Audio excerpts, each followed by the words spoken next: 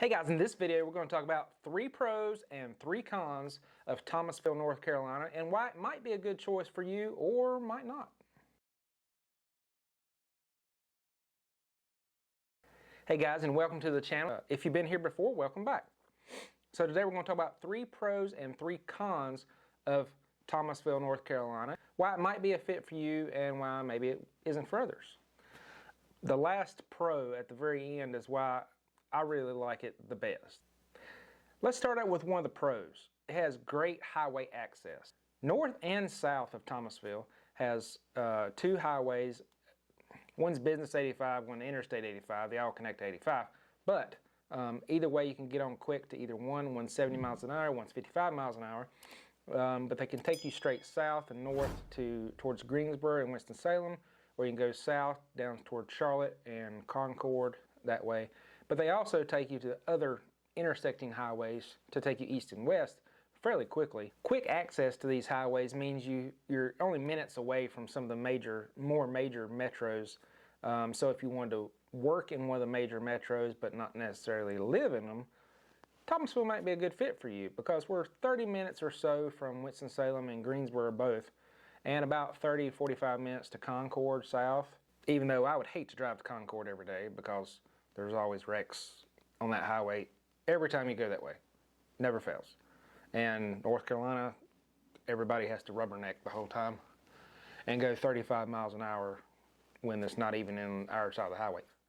Now what the local metros, Concord, Winston, Greensboro, don't have as far as either jobs or shopping or dining, you can run down to Charlotte, which is about an hour, or you can run over to Raleigh-Durham area, which is about an hour and a half or so.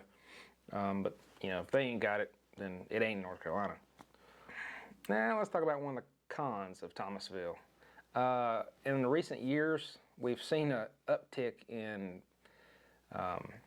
panhandlers and people of that sort.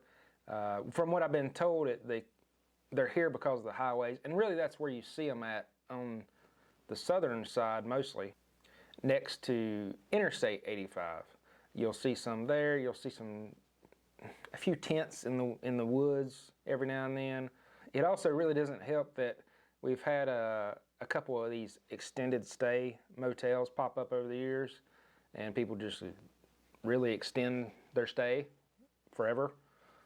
I had an investment property nearby one of these houses, and for the whole month or two, we had some outbuildings near one of these motels and kept having to run people out of them because they would go in there and do drugs. So we ended up just giving the buildings away for free so that they had nowhere to go. Now this is a small case because it was right at the motel, but I'm just saying that's one of the negatives that I've seen and noticed in Thomasville that some people might have an issue with. Now, one of the big pros of Thomasville, or somebody moving to Thomasville, is our cost of living. Compared nationally, we're super low compared to, if you're coming from California. California. The state of California. Thomasville's cost of living is 19.7% below the national average. Our average home price is around $188,000 or so, which, if you're coming from somewhere that the median home price is $250,000, you can get a lot more house for that same amount of money here than you could there. Over the last year and a half, it seems like there's been a big uptick of people fleeing, coming from California to the East Coast, not necessarily Thomasville, but we've seen them in the Thomasville area looking for houses, and they're surprised at how cheap they are compared to where they just came from. Now, speaking of cost of living, well, Thomasville normally has some pretty cheap gas around. With 8+ gas stations around here, we normally have some of the cheapest gas, and a lot of times they'll get into bidding wars and drive the price down at least temporarily for a little while. And helps everybody out from time to time. While we do have quite a few gas stations to choose from, our food choices are pretty limited in Thomasville. It's either fast food or fast food. We've got a couple sit-down places, but there's not many. If you like McDonald's, Burger King, Wendy's, Zaxby's, Taco Bell, any of your main franchises, we pretty much got them covered. But as far as sit-down places, That's where people go out on the weekends and go to either Winston-Salem, Greensboro, or any of the bigger metros to have a nicer sit-down type meal.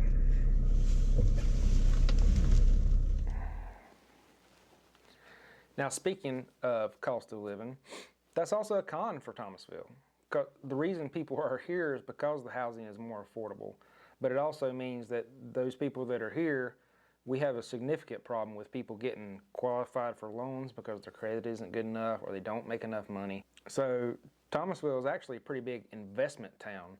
I've joked with people before that, you know, if I had 100 rental properties, I think I could rent every one of them out at the end of the week because there's constantly people calling me about houses I have for sale, wanting to know if they're for rent.